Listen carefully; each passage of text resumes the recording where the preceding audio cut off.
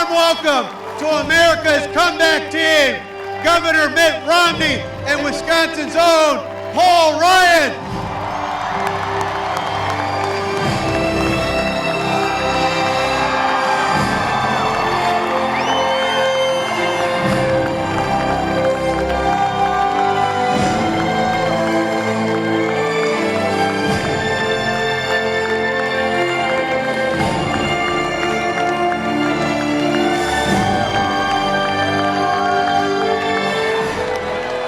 It is good to be home.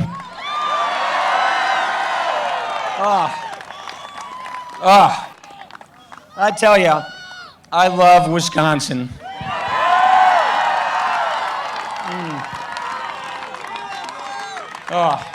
I see my family over here. That's this half of the stadium. I got a lot of family. I tell you what. I love you too, man.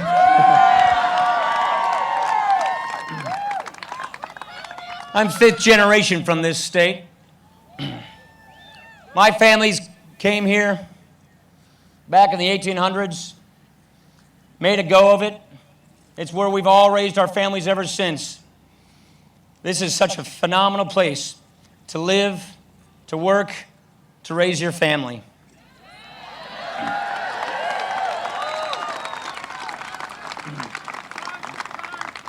I think back about, the summers up at our grandparents at Lake Winnebago, up in Vilas County.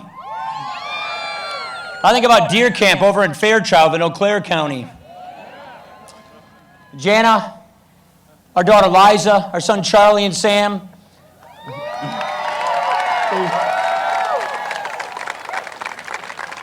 We live on the block I grew up on, with about 10 other Ryan families within about 8 blocks of our home. My veins run with cheese, bratwurst, and a little spotted cow, Liney's, and some Miller.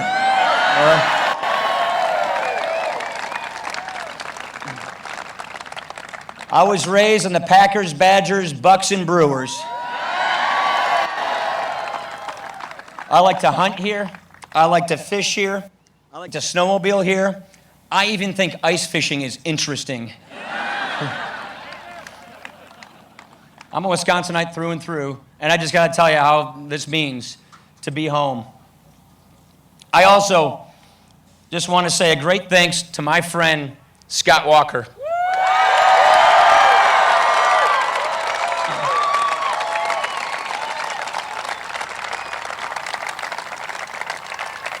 And my friend Reince Priebus.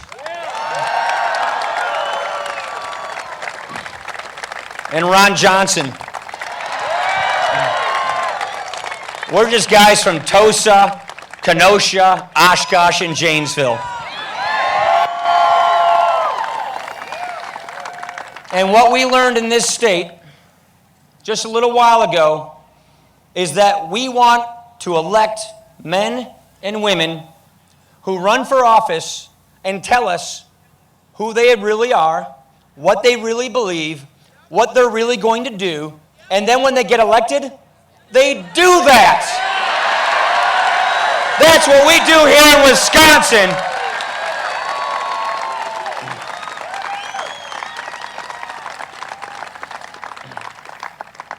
We've seen a few elections in Wisconsin lately. We're ready. We're tested. We put these ideas out there. We implemented it. Our leaders fixed the problems in Madison.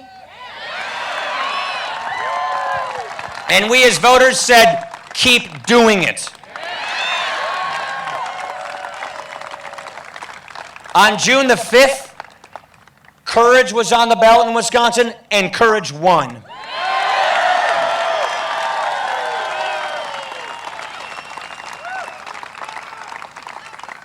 We Wisconsinites, we saved Wisconsin that day. And on November the 6th, we Wisconsinites will help save America that day.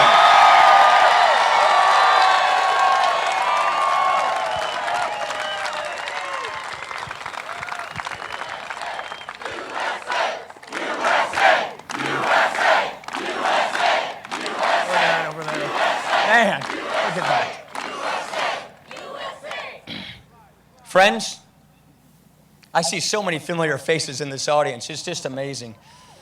We're all family, brother. We are all family, brother. And that wasn't my brother who said that, actually.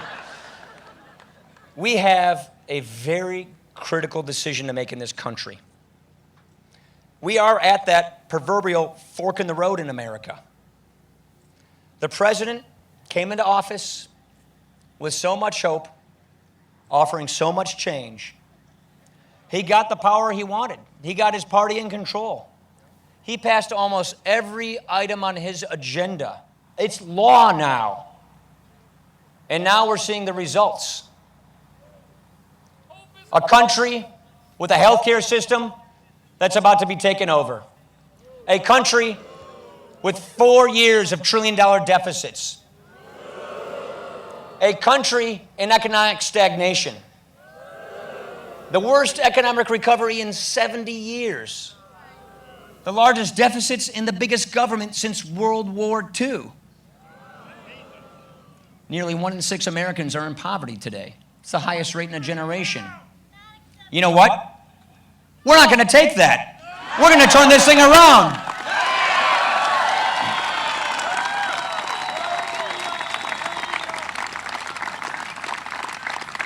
The good news is this. We can do this. We can turn this around. We can get this economy turned around. We can get people back to work.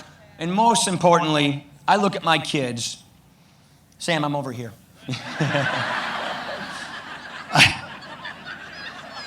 I look at my kids. It's been a long day for them. I look at my kids, and I want them to have the kind of future that I had. That's what my dad always told me. In this country, every generation fixes their problems, makes things better, and leaves their kids better off. It is our duty to save the American dream for our children.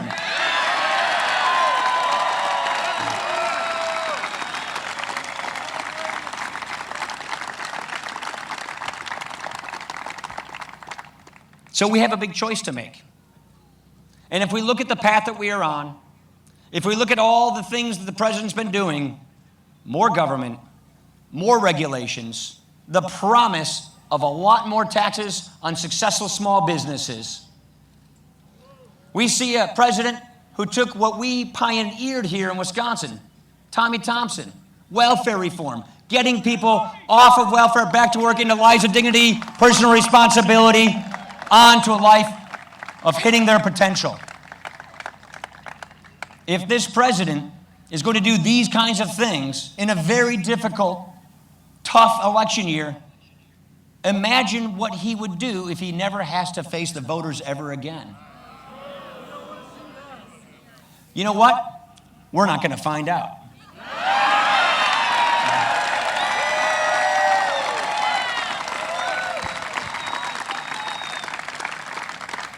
So here is our choice. We can either stick with the politics of the past, with dividing, with distorting, with distracting. We can put ourselves on the path toward a welfare state with a debt crisis, where we now see the government's role as not promoting equal opportunity and protecting our natural rights, but giving us new government-granted rights, putting the government in charge, running our society, driving our economy, picking winners and losers, equalizing the outcomes. This country is so special. The state is so special. It's so special because it's the only country founded on an idea. It's very special. And that idea, in a nutshell, it's in the Declaration of Independence. Our rights come from nature and God, not from government.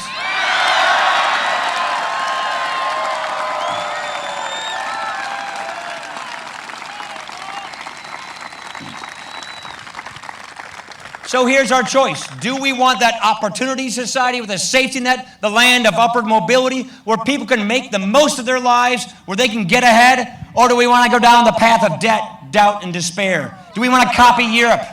No. It's going to take leadership. It's going to take courage.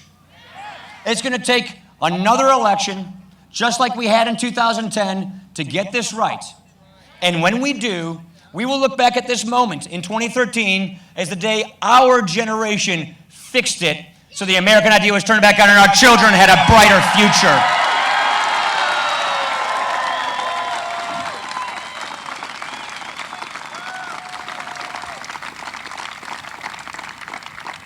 As you now know, I've spent some time with this man lately. We need a man of integrity. We need a leader of principle. We need somebody who has a bedrock of principles, a moral compass, a vision for the country, and the experience, the expertise to put that vision into place. Those are the things that describe this man, Mitt Romney.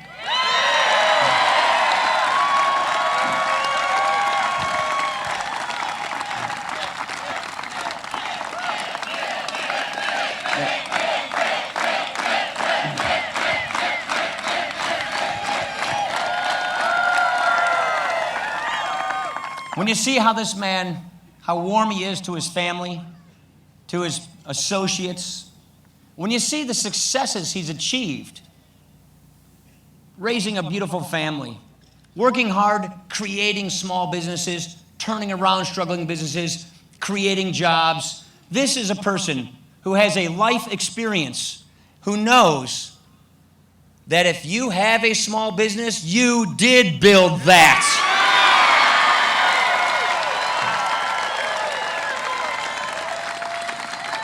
This is a man who, when the Olympics was struggling, when it was failing, the country called him to serve and revive it, and he made us all proud by running the Olympics and saving it.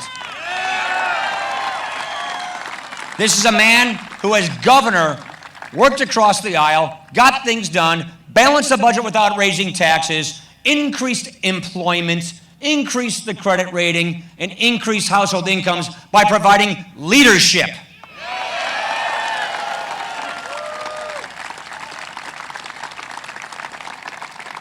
This is a special moment for us, our family, for all of us, because we are all family. This is it. This is the election. We owe you, our fellow citizens, the choice. So you get to decide, what kind of country do you want to have? What kind of people do we want to be? We want to have the kind of an election where we earn your support, where we win an election because you said, go fix the mess in Washington. So when we win this election, we go fix this mess in Washington.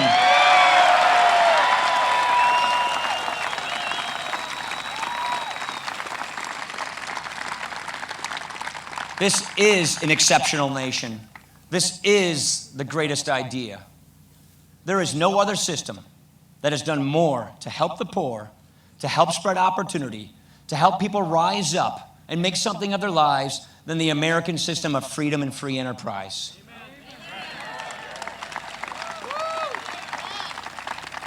We have a leader here who understands that, who more importantly knows how to deliver that. That is our contract with you. Ladies and gentlemen, we're going to do this. We're going to turn these things around. Guess what? This man, his name is Mitt Romney, and he is going to be the next president of the United States of America. Thanks, man. Thanks, buddy. Thank you. Paul. Jana.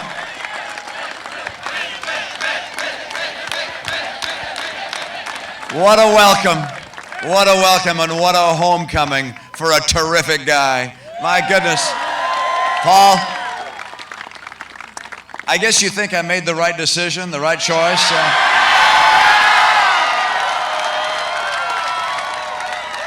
Yeah, I know I did. This is our second day on the campaign trail together. This is another big step to restore the promise of America. People ask me why I chose Paul Ryan. The answer is I wanted someone who was a leader. Leadership comes from character. This is a man who has real character, who loves America, who has passion for America, who understands what it takes to get America on the right track. And this leader is going to help get America strong.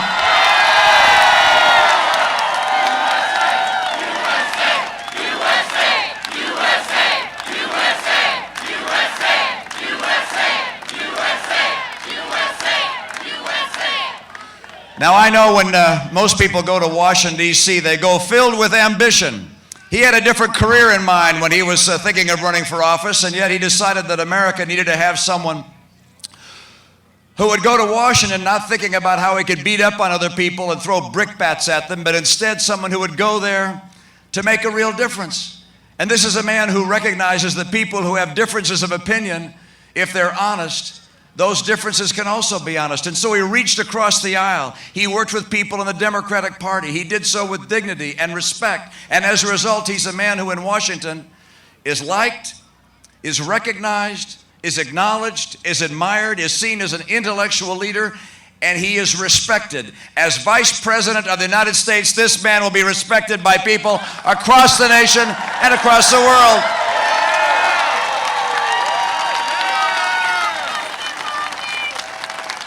This is a critical time. You know this is a critical time for the country. You're here tonight to celebrate the selection of an extraordinary guy to be our nominee for Vice President. But you also know this is a time of great seriousness for the nation. We have 23 million people out of work. 23 million people.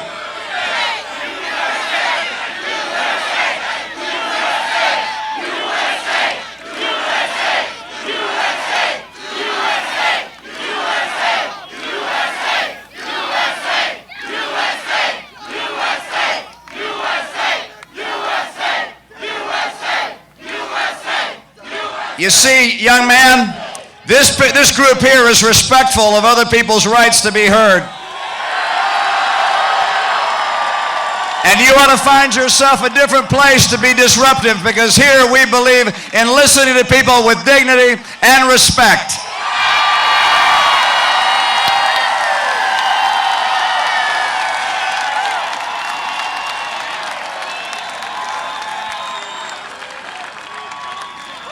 Look, there's no question but that if you follow the campaign of Barack Obama, he's going to do everything in his power to make this the lowest, meanest, negative campaign in history. We're not going to let that happen. This is going to be a campaign about ideas, about the future of America.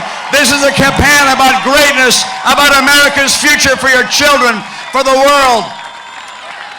Mr. President, take your campaign out of the gutter. Let's talk about the real issues that America faces.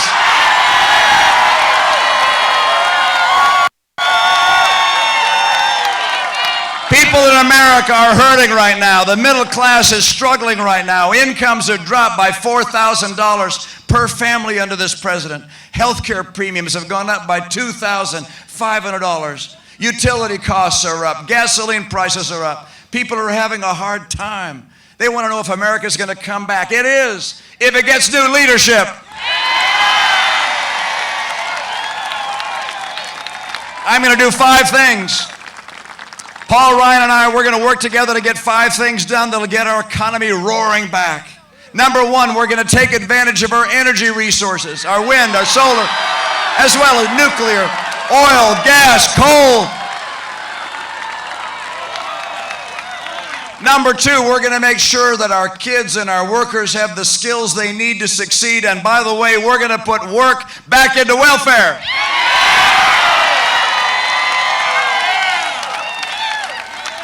Number 3, we're going to have trade that works for America, and that means we're going to open up new markets for our goods, but it means when people cheat like China has, there will be consequences.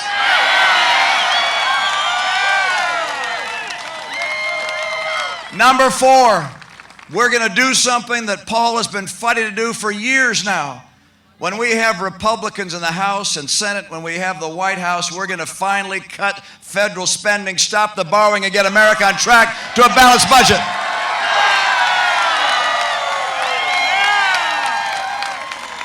And number 5, we're going to champion small business. We're going to help small businesses grow and thrive.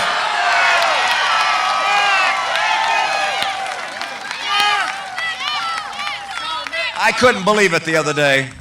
When I saw that quote that Paul just mentioned of the presidents in Virginia, I couldn't believe he actually said that. You heard what he said. If you have a business, you didn't build it, someone else did that.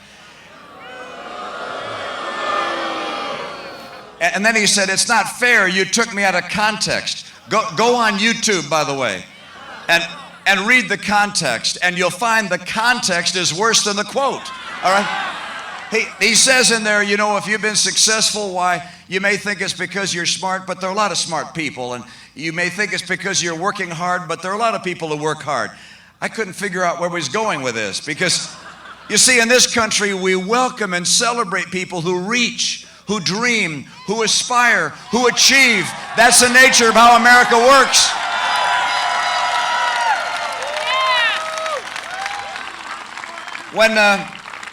When the guy or gal comes home from the factory and says, you know what, I took that class at the community college, I got some more skills, I just got a promotion, we celebrate that. We acknowledge what they accomplished.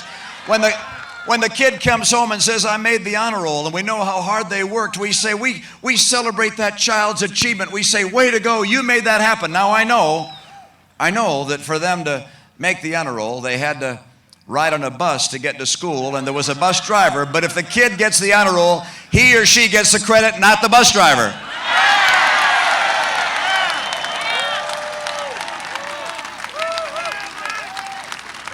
This country's going to come roaring back. We do those 5 things with real leadership, and you're going to see America's economy come back and create great jobs, more take-home pay. You're going to be convinced that the future's brighter for your children than even what we've enjoyed. And I know that because I've seen the spirit of America across this land. One thing that gives me perhaps the greatest confidence in our future is that there lies within the heart of the American people, Republican, Democrat, Independent, men and women, people from cities or the suburbs or rural communities. There lies in our heart a patriotism and a conviction that America is an exceptional nation and a great nation.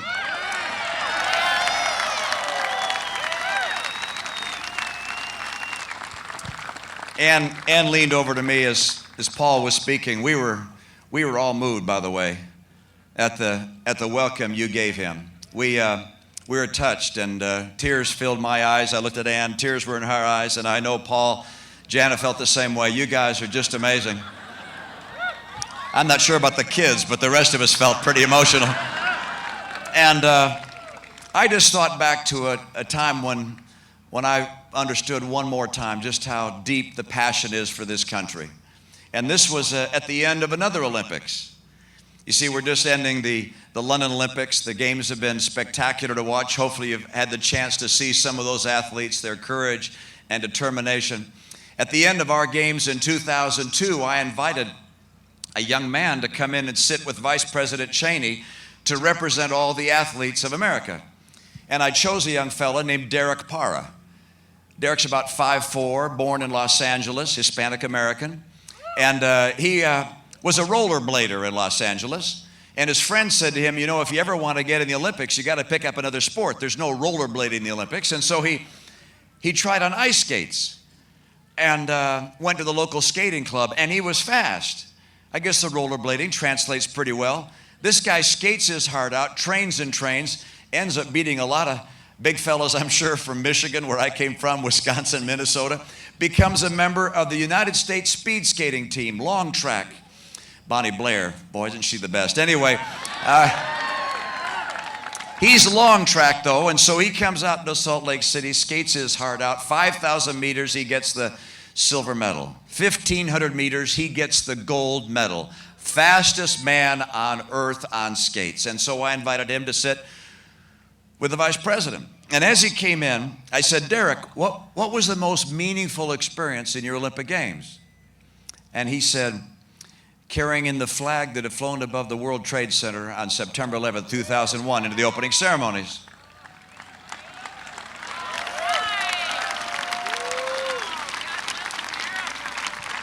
He was one of the 8 athletes that was selected to carry in that flag. It's about 8 by 12 feet, and it's torn and burned, and it can't be put up a flagpole, so you got to bring it in horizontally. So he carried it in, and he said, as we brought it into the stadium, some 55,000 people. We expected that when it was announced, they'd burst into cheers, but instead, total silence, complete reverence. And he said, we carried the flag and stopped in front of the choir, and they began performing the national anthem. And he said, Mitt, it was hard to hold on to my emotion as they were singing those words, and I was holding that flag. And then he said, the choir did something I hadn't expected. Now, I knew it was coming because I was the guy in charge of the Olympics, and I picked the version of the national anthem they sang. And it was an old 1930s version by Robert Shaw, where you repeat the second line, or that last line rather, you repeat it as a reprise. The sopranos go up an octave, much greater orchestration. Oh, say does that star-spangled banner yet wave o'er the land of the free and the home of the brave. And he said this time as they sang it, a gust of wind blew in the flag and lifted it in their hands. And he said, for me it was as if the spirits of all those that had fought and died for American liberty had just blown into that flag. And he said, tears began to run down my face. And as he just told me that story, tears filled my eyes. We love this country. We know it's an exceptional land. We understand that when the founders wrote those words that said that the Creator endowed us with our rights, that they were right. That among those rights are life and liberty and the pursuit of happiness. We're a nation given those freedoms. We share them with people around the world. This is the greatest nation the world has seen, in part because of that extraordinary beginning, that idea, as Paul said. We are not going to change America into something we don't recognize. We're going to restore to America the principles that made America the hope of the earth. We're going to do everything in our power to keep America strong in our homes, in our economy, in our military, second to none. This nation has a mission to perform. We're going to make it happen. We're going to keep America the shining city on the hill. You're going to help us win the White House in November.